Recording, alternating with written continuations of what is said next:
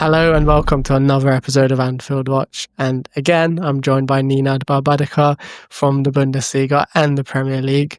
And no guesses again as to who we're going to be discussing. In part one, we spoke about Florian Wirtz, and in part two, we're going to be talking about Jeremie Frimpong. But first of all, Ninad, welcome back. Yes, well, very excited to talk about another very exciting player, Ben. Yeah, let's get straight into it. I guess I'll do the same as I asked you about Wirtz, but how would you describe him as a player? What kind of player is Jeremie Frimpong?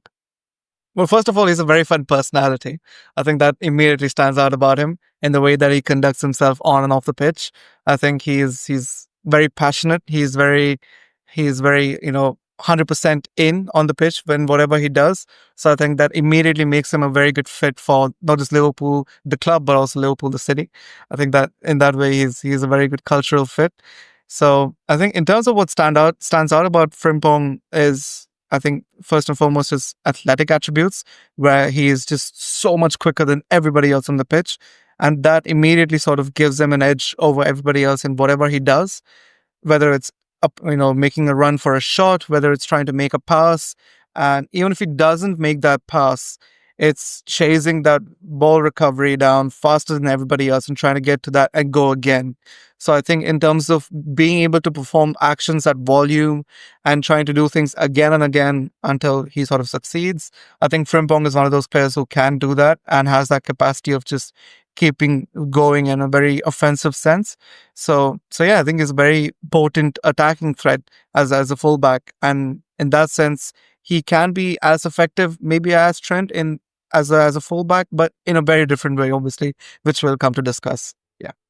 Well, I like the fact that you called him a fullback because a lot of fans, have been sort of describing him as almost a winger in this Bayer Leverkusen system under Xabi Alonso. But at the end of the day, most of the games that he has played as a fullback in his career. He was brought up as a fullback at Manchester City, played as a fullback at Celtic. So I think it's important to sort of acknowledge that, he's not coming into Liverpool as an inexperienced fullback. He's coming in on the back of 2 years where he has played a slightly more advanced role for Bayer Leverkusen. But at the end of the day, his trade, his position is as a fullback. Yeah, I mean, you don't just forget your football grounding like that. And like you said, he's born and sort of come into his youth academy and his earlier teams as a fullback. So you hope that he can sort of lean into those instincts, if you will, when he's at Liverpool. And yeah, obviously, I think what has happened in the past couple of seasons under Alonso is that he's sort of recognized that, hang on, here's a player that's got a lot of speed, and he's obviously very good at ball recoveries and trying to chase down opponents and being pressing, and especially as a team and as a manager that really emphasizes on counter pressing and dominating teams that way. Frimpong is almost a dream player to work with because he's just so intense in his actions. Like I said, he's always all in. So in that sense, Frimpong is very, very effective. And obviously, I think in the past couple of seasons, we've seen him not just used as a wing back, but like fans have suggested, like you're saying, almost being used as a winger, and that has happened on a few occasions this season. But that doesn't take away from his versatility of being able to dominate that right flank, which in turn will be a very good thing, I think, for someone like Mohamed Salah, who, as impressive as he does seem in his physical fitness and his performances season in, season out, he is not getting any younger. And let's be honest, having a player like Frimpong and his athleticism will only serve to benefit Salah's qualities even more. So I think fans should be very excited to see how those two can work out a partnership on the right flank, and not see it necessarily as a point of, oh, Frimpong is possibly going to come in and be like a second option to Salah, because that's just not even a conversation at all. The conversation is how Frimpong and Salah can sort of reinvent that right flank for Liverpool and sort of give them a different depth on that flank. So I think those qualities are going to be really interesting to see how they fit into Arne Slot's system. And yeah, fans should be looking forward to it. I mean, you mentioned it shouldn't be a conversation, but maybe do you think in in the sixth game of the Champions League phase when I don't know, Liverpool play PSV away and they're already through? Could it be a conversation when Arne Slot thinks, maybe Salah could do with a rest? We've got Manchester City at the Etihad at the weekend. I don't necessarily want him to travel to Eindhoven and play in this game. That doesn't really mean anything for Liverpool. Could he then maybe say, well, Frimpong, Jeremy, you've played in this position or similar position before. Could you do the role for us? And not necessarily just against PSV, but as a sort of backup option, because Liverpool do have Conor Bradley, and I think that's why there has been a conversation about this, because Conor Bradley has been really impressive since he's come into this Liverpool team, and a lot of Liverpool fans like him. That's why there's a song about him already. There's only one Conor Bradley, as the song goes, and it would be very harsh, I think, to limit Bradley's role in this team just as he's about to come through and showcase his equally exciting talent. No, I agree. I think Bradley is very, very exciting. And I think obviously because of his injuries, we haven't necessarily seen that consistent string of performances from him. But whenever he's obviously been on the pitch for Liverpool, he's been very impressive, like you say. And I think he's brought a lot of those qualities that Slot already desires in his fullbacks, being that sort of industrious fullback on the right, being able to dominate the right flank. And again, offer inverting movements or overlapping movements. So he can do a little bit of everything. And that in that sense, I think Bradley makes for a very exciting fullback. And and certainly I think there's a conversation to be had if there can be a healthy competition between him and Frimpong. And if that then throws Frimpong into the conversation for, could you be that backup for Salah, like you say, for deeper games in the Champions League? And I think he certainly can do that. And it doesn't hurt that he's already sort of been that player for Leverkusen, like you say. So I think he can be that player. I think it also then helps the fact that Wirtz might already be there, and Wirtz is, as a playmaker, understands Frimpong's instincts as a right winger, who is not. He isn't the typical right winger in the sense that his dribbling style and his movements and his decision making on the ball is not what you would associate with a typical sort of dribbly winger, but he's very effective in what he does in terms of reaching the penalty box and sort of cutting into spaces in behind the opposition backline. And at the end of the day, if you have a player who can consistently, penetrate dangerous areas in the opposition half, it doesn't really matter whatever else they can't do, does it? I mean, I think if you have players who can hit those spots consistently, then all your playmakers then need to do is find those players in those spots. And it helps that Liverpool not only have Szoboszlai, but they also have potentially another playmaker coming in, Wirtz, both of whom are excellent. I wanted to ask you about the Wirtz and Frimpong chemistry, because from what I've seen anyway, it looks like they do have a bit of chemistry on and off the field. But mainly I wanted to sort of focus on the on-field stuff, because off the field, I think, is important. But I think right now for this conversation, on the field is what we want to focus. Mm-hmm. And for me, I think they've contributed 8 goals together. So when one of them has either, provided an assist for the other and the other has scored, or vice versa. But especially, I think this season, there's been a few times when they really linked up well together. Frimpong, I think, has been really good at sort of finding Wirtz from the right, who's coming in from the left. How, as someone who's obviously followed the Bundesliga a lot more than I have, how have you found their sort of chemistry on the pitch? Is it evident? Is it obvious? Or is it more of like a rarer occurrence because one plays on the right, the other plays sort of off the left? I think there is a lot of evidence that there is a strong relationship there. It goes back to the conversation of Wirtz having that sort of freedom in the final third, of not just, obviously he starts sort of leaning towards the left, but then he also has the freedom to sort of drift towards the center and maybe to the right. Wherever there is space to create and to unlock defenses from, Wirtz will be there.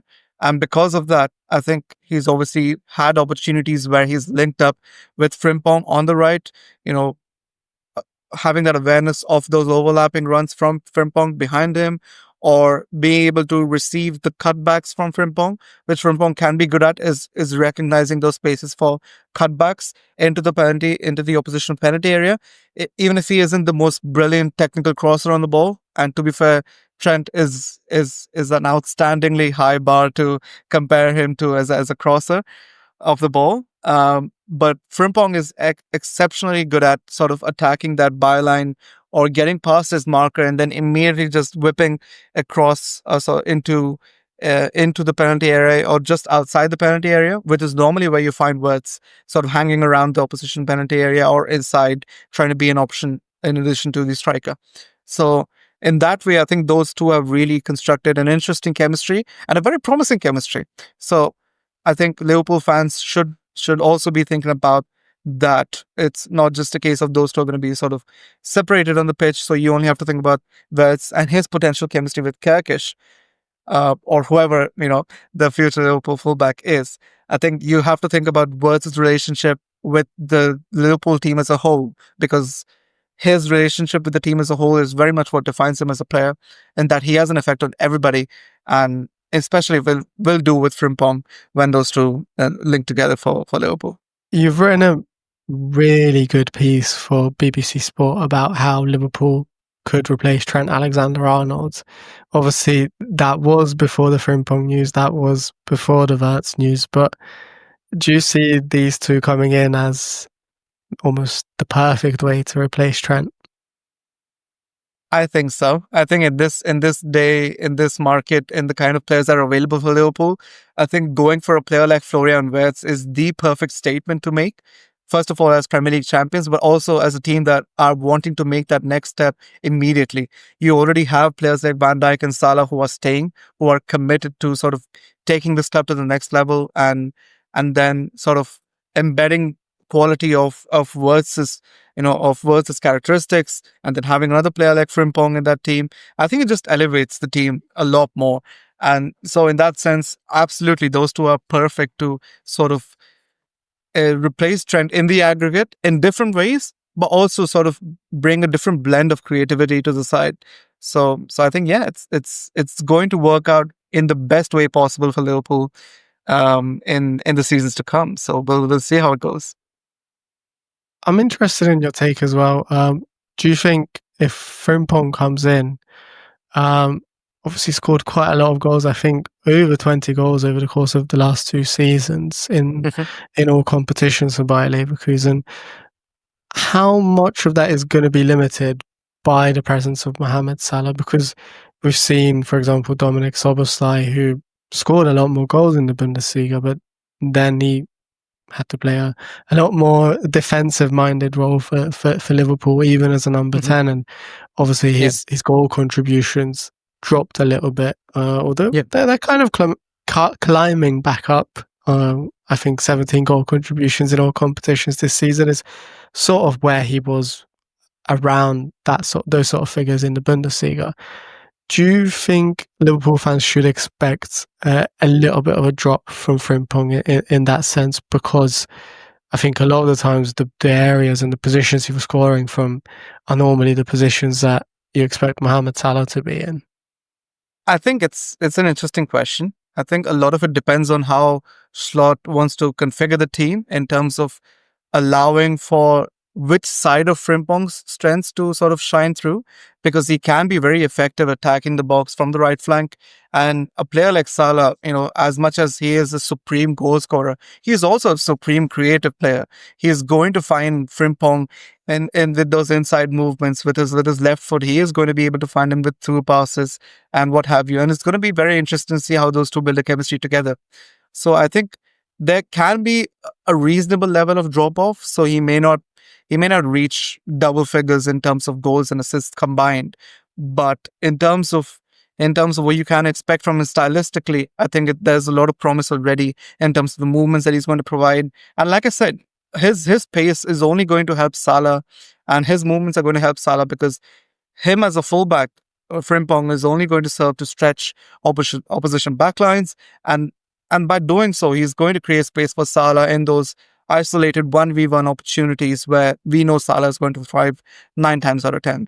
So I think, however Slot decides to sort of configure this system for Frimpong's strengths to come through, it's only going to be a good outcome for Liverpool fans and for Liverpool as a team. So I don't think there should be too many concerns about the team suffering or players suffering as such, because the team is already filled with so many good individuals. It's only going to be good headaches from here on out for Arne Slot. So yeah, we'll see.